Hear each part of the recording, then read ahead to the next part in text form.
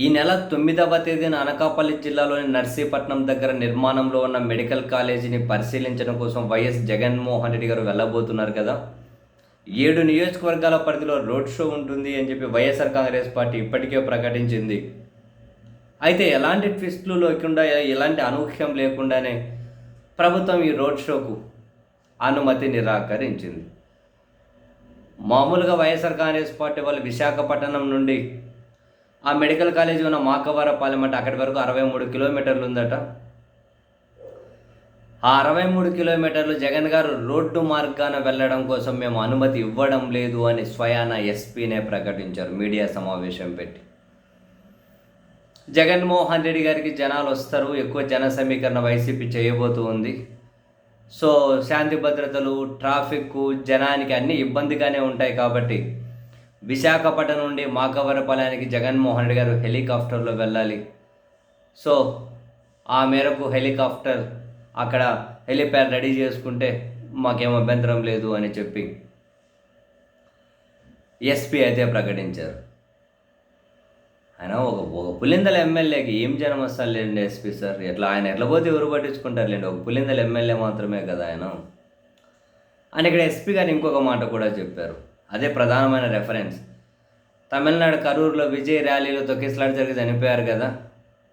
So ఆ reference మరియు దాన్ని మరీ రెఫరెన్స్గా తీసుకొని జగన్మోహన్ రెడ్డి గారి పర్యటనకు అలాంటివి జరుగుతాయని అనుమతి ఇవ్వలేము అన్నారు. సరే, రెఫరెన్స్ తీసుకోవడంలో పోలీసులు తప్పేం లేదు. దానికి పక్క జిల్లా వరకు వెళ్ళడం ఎందుకు, పక్క రాష్ట్రం వరకు వెళ్ళడం ఎందుకు? మన దగ్గరే ఉన్నాయి కదా రెఫరెన్స్ తీసుకోవాలంటే. కందుకూరులో ఇరుకు సందులో తొక్కిసలాట పడి జనాలు చనిపోయారు, గుంటూరులో చీరల పంపిణీ జనాలు చనిపోయారను, పుష్కరాల్లో జనాలు చనిపోయిన సంఘటన చాలా తీసుకోవచ్చు. మొన్న తిరుపతిలో తొక్కిసలాటలో భక్తులు చనిపోయిన ఇటువంటి రెఫరెన్స్లు కూడా చాలానే తీసుకోవచ్చు. కానీ ఎస్పీ గారు లేటెస్ట్గా జరిగింది కాబట్టి ఏమన్నా తమిళనాడు వరకు వెళ్ళి విజయ్ది రెఫరెన్స్గా తీసుకున్నారేమో తెలియదు. కానీ ఎనీహౌ మొత్తం మీద అయితే జగన్మోహన్ రెడ్డి గారి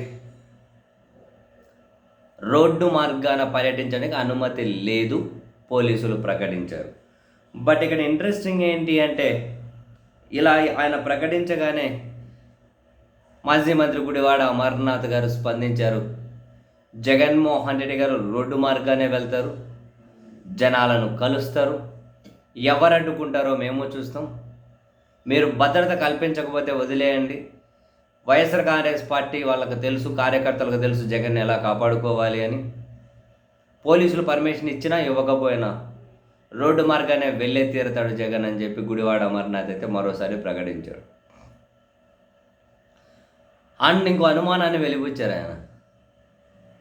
మొదట మాకవరపాలెం దగ్గర హెలిప్యాడ్కి అనుమతి లేదన్నారు, అనుమతి ఇవ్వమన్నారు. మొదట అనుమతి ఇవ్వము అన్న పోలీసులే ఇప్పుడు మళ్ళీ అనుమతి ఇస్తాము అంటున్నారంటే మాకేదో అనుమానం ఉంది అన్నారు. చాలా చాలా కీ కంప్లైంట్ ఇది. మొదట పోలీసులు అనుమతి లేదు హెలిప్యాడ్కి అన్నారట. ఇప్పుడేమో అనుమతి ఉంది హెలిప్యాడ్కి హెలికాప్టర్లు రండి విశాఖపట్నం నుంచి మాకవరపాలెం అంటున్నారట. మొదట అనుమతి లేదని ఎందుకన్నారు, ఇప్పుడు అనుమతి ఉందని ఎందుకన్నారు? మాకేదో దీని వెనకాల పెద్ద అనుమానం ఉంది, అందుకనే రోడ్డు మార్గానే వస్తాము, ఎవరు ఆపుతారో చూస్తామంటూ గుడివాడ అమర్నాథ్ గారు కూడా కామెంట్స్ చేయడం ఇంట్రెస్టింగ్.